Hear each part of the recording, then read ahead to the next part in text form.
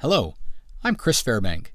Today I would like to talk to you about some safety tips while you're on campus, specifically while you are in the common areas of the buildings, like the library, the student centers, and the cafeterias, just to name a few.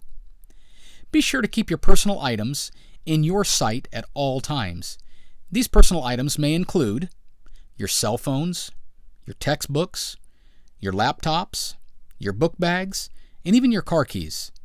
These are the most common items that students leave behind and that are taken on a regular basis. We ask that you take all your personal belongings with you when you leave the area where you were studying at, or where you were eating at, or even if you have to leave class for a lengthy period of time. Remember, students, your personal property is important to you, and you would not want it taken without your permission. Safeguard your items. That way, someone that is looking to take someone else's personal property, that personal property won't be yours.